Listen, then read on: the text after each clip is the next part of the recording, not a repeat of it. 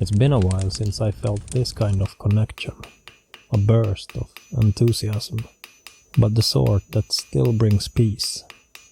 The sun is showing me the dust on the shelf and casting warm shadows on the worn leather of my chair as I sit at my desk. I put my pen next to my notebook, took a break and read the paper. News of uncertainty that the air is filled with, voices of angry crowds, and scenes that should not exist. A gift from a crow lies beside me, a feather that was left in our garden. I pick it up, tracing the delicate patterns with my fingers. I thought back to the day Anna had found it in the garden. She was just a child then, her eyes sparkling with wonder as she held it up to the sunlight.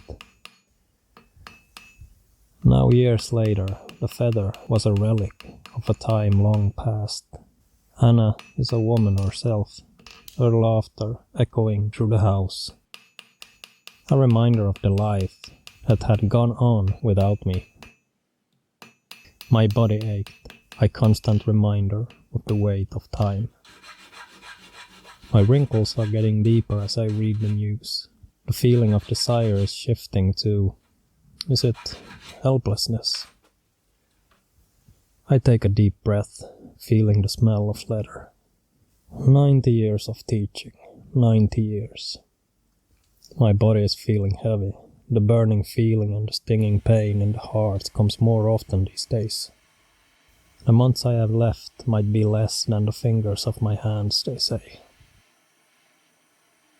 I keep my hands on the desk. I remember the feeling of her skin. I remember the dreams we had. I remember, and I miss her voice so much. My granddaughter Anna, a bright-eyed girl with her grandmother's smile, enters the room, worrying if all is all right. You have been staring at that feather for hours. I smile. I'm just thinking, my dear. We walk out to the garden, and the sun warms my face. A gentle breeze carries the sweet song of birds. I feel a tickle, and I clear my throat. She brings me a glass of water. Since your grandmother passed, I've been thinking a lot about our time together. Do you remember how she used to tell us stories? Time passes, and the shadows are growing longer by a golden light.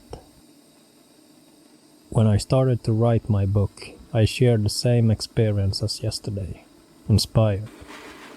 But I need to find acceptance. Think of the two ravens, and if I can trust them. My thoughts and memories start to blur, merging and shifting. While struggling with this internal conflict, I discovered Rachel's journal, written tales and wisdom, just as the stories she told. This is something to build upon. One evening I was found, slumped in my chair, struggling to lift my pen, with the unfinished text in front of me. Despite my weakness, I express my determination to finish the story for her, for Rachel, and for future generations. However, my illness keeps me in my internal world, and it's getting more and more difficult to escape. Anna and I spend more time together. I guess she realized the ticking clock.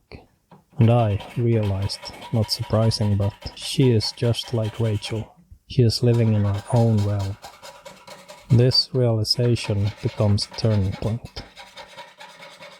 We start to explore our separate worlds, discovering surprising similarities and complementary elements. Lifelong wisdom in a fresh perspective. We explore the symbolism behind various elements, the power to weave lessons into stories. The understanding of mythologies and their importance becomes obvious. Although my strength wanes, a sense of peace surrounds me. She got my notebook. Anna takes place in the chair with worn leather, She opens the notebook, filled with both their ideas. She begins to expand their world, realizing this is not unending, but the beginning of a grand adventure that will continue to evolve. She places down her pen and picks up the feather and starts to think.